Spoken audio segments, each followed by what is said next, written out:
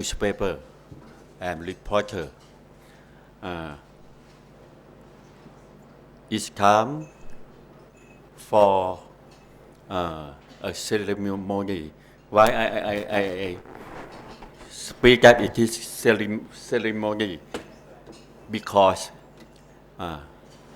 as I'm a publisher of Papansan Publishing House, I'm very proud that I have published Boon Pit Thong in English language because before we have this day, Boon Pit Thong in your hand, we work very hard to translate from Thai to English until it is become an excellent English now, an excellent novel suitable of its position that it is Sea Right Award before. Now, I would like to introduce my professional moderator. She is Miss Panyapya Lam Ampai. Please come to the panel, please. Miss Panyapya or Kun Panyapya. She worked as a public relations department at Bangkok Bank public company for a long time until her retirement. She has a lot of public communication skill and now it is right she come to her home at FCCT because she ever been the board of director since 1992 till 1995. This right her home coming to her home. I have a good advice, many advice from her for organize a panel today. So when it is a good time, 7 p.m. now, no need to wait because this, you know, it is a foreign culture. We have to be in time, you see. I have to start open the panel and let Miss Panyapya introduce the other lecturer from now on. Thank you. Hello. Thank you, Kun Athorn. Kun Athorn forget to introduce himself. He is Kun Athorn Techathada, the CEO of the Prapansan Publishing House, who has the very good vision to translate the Thai literature, especially a popular novel of Boon Pit Thong. May I now invite two of my panelists here, Dr. Trisin Bunkajon and Ajahn Suradet. Please come over. I feel a little bit lonely to be here alone. Meanwhile, what Kun Athorn tried to tell you is that, yes, I have been serving this club 2 decades ago, from 1992 to 1995, and I was made the president on 1995. Of course, during that time, I was a journalist, not a public relation officer. But on that very year, I left the journalist after more than 25 years. So I just told all my colleagues here that I disrobed from journalist.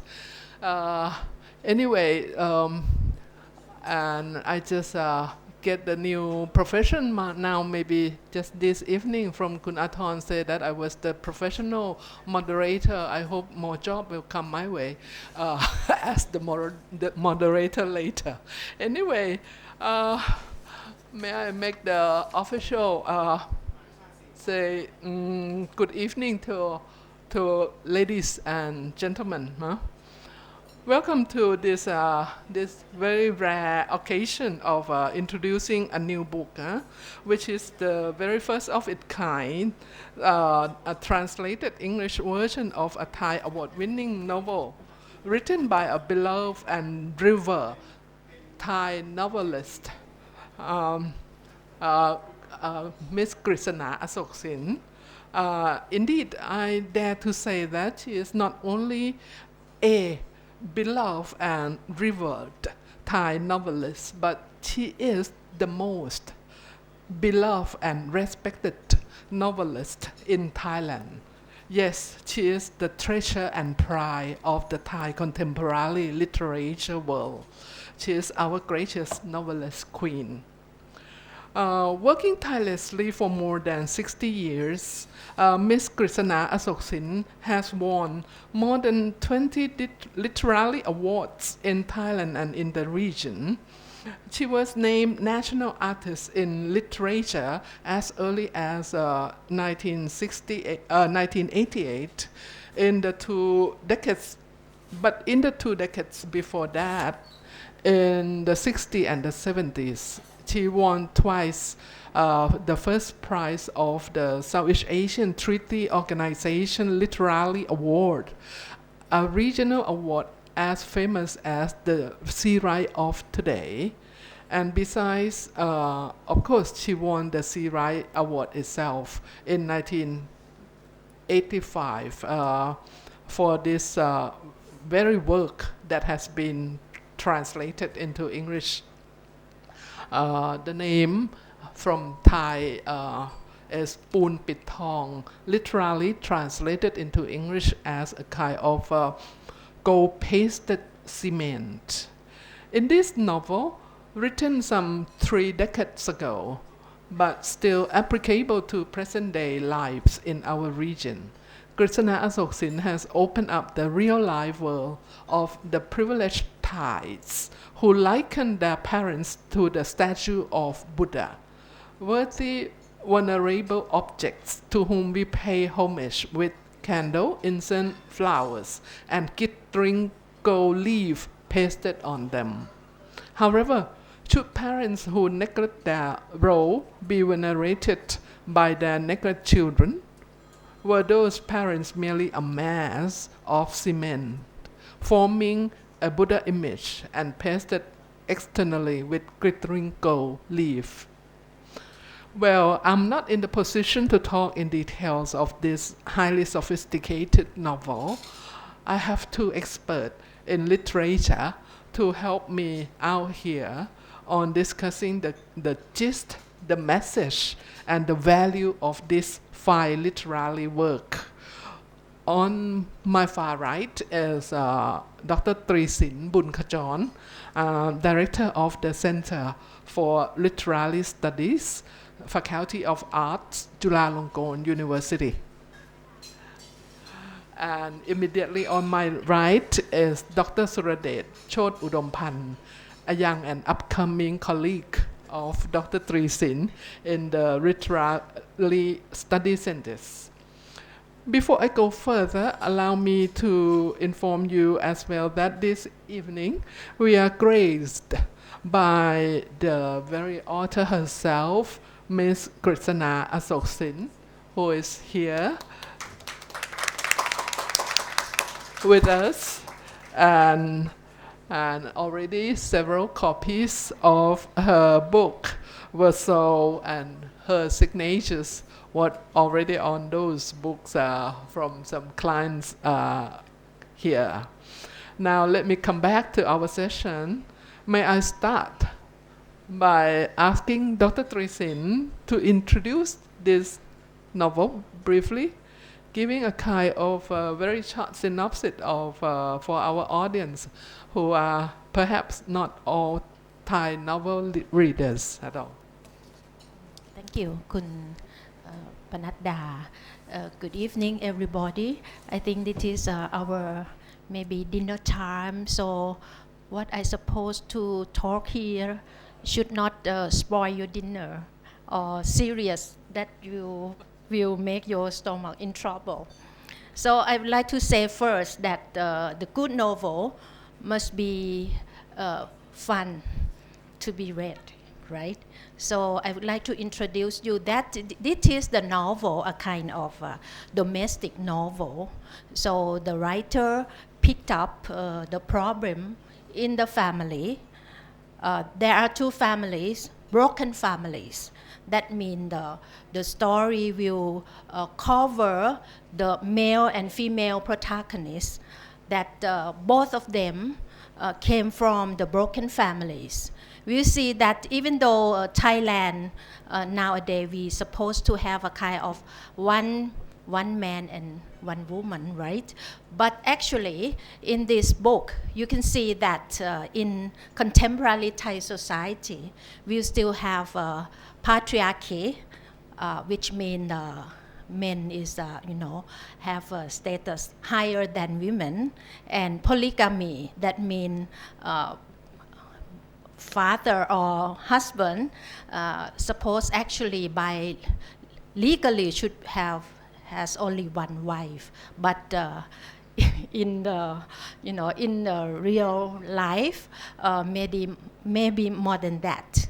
So this is the story about the broken families, that children, both son and daughter, criticize their parents about their duties, parental duties and behavior. So it's a kind of quite rare that, because in Thailand we supposed to pay respect to our parents by comparing our parents. Parents is like the Buddha. In Thailand we have the idiom that พระในบ้าน actually means Buddha in the family. So parents supposed to be like Buddha in the family. But here the author tried to use the metaphor of this came from this kind of idiom ปูนปิดทอง Actually the Buddha image we will made by gold. It's a golden Buddha image. But if you made the Buddha image by, here they translate as cement, but in the book sometimes they use plaster or something like that. It's not the real gold. It's only the cement Buddha image that we put the golden plate on it. So it's not the real golden Buddha image. So this is a starting point or the plot of the story, that parents should behave, or they should do what they have the duty as parents. So this is quite rare that the novelists, especially as female novelists, attacked polygamy in Thai society. So not only that you can understand that how polygamy and patriarchy still exists, still alive in Thai society, but you can hear the voices, especially women's voice in Thai society. The interesting and fun part of the story is the character. I will pick up female character first, and I will pick up so that you can like taste of food, you must know the kind of content or the translated version. This is the episode when the ex-boyfriend of our female protagonist, or Bali, Bali is her name. Actually, Bali is the traditional language, ancient language of Thai. Bali. Bali had been criticized by her ex-boyfriend. So what is it? Because she broke up with him, so he's angry, and then he said to the male protagonist, but she wanted to break up with me. She said that I have a big family, I have to take care of my parents and other siblings. She knew about this long ago. I believe it was an excuse. I'm so disappointed. To tell you the truth, I know she has slept with many men, Farang and Thai, countless. It is her ex-boyfriend, explain our protagonist, Nang Ek, or female protagonist. So, but our hero, Song Mueang, said, stop insulting Bali right now. But anyhow, he, continue. If you're patient, I will continue. But you have to be able to stand listening to it. I know that you like her. She's cunning. She'll act like her family is broken. Her parents separated, and she had to struggle on her own. So everyone pities her. Amon, her ex-boyfriend, almost could not stop to breathe. This is her ex-boyfriend explain our heroine here. So you see that our heroine here is quite, like the taste of the food, she is very sour. She is not the virgin or ideal heroine. She has, have here he tried to say that, she has slept with many men, Farang and Thai. It is, I think, very interesting that the writer 30 years ago dared to make this kind of woman as heroine in the story. So I think that this is very, progressive at that time. So the second point I would like to say is that the female characteristic or female characters in this story is very interesting, because even though Thai society still have a kind of patriarchy and polygamy, but the behavior or the character of men in this story are quite weak compared to women. Weak and sometimes childish, irresponsible, and seem to be a kind of not good person, or sometimes regret and cry. But for women, female characters in the story, they seem to be, they face many problems in life, but actually they can stand and they resist, and then they criticize. I would like to pick up some part as the woman's voice. I think that the writer is a kind of representative of voices of Thai women nowadays. Here is another excerpt. Women nowadays can easily turn unfaithful to their husbands. They aren't slaves of custom anymore. Please accept this. For me, I don't blame women, but I blame sexual inequality. The women who are obedient, they will be controlled by customs. If they are stubborn, they break these cultural barriers. Your point of view leads to immorality, noted Buri. Buri is the husband. I'll tell you a fact, the timeless truth. Do you think that high-class society in ancient times didn't have adultery? Don't think it was non-existent. They just didn't dare to be open about their behavior. So this kind of dialogue in this story is a kind of very quite, provocative and progressive at that time. So I think that this is the voice of the writer that tried to, to criticize polygamy in modern Thai society and try to give importance to the younger generation, that they try to attack the behavior of their parents, but finally they can find their own way to build a very good family. So at the end, it's not Pun Pit Thong, but actually is a Thong itself, or it's a really golden Buddha of the family of our protagonist.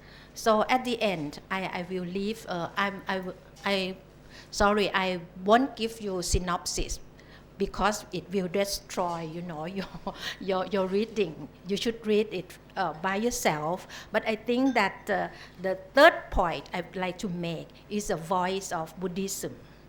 So Buddhism control, the story or the plot of the story, because at the end, you can see that even though our protagonists, both male and female, they face many problems in life, but they can, adapt, and they try to improve, family life, and they can build their own, healthy family.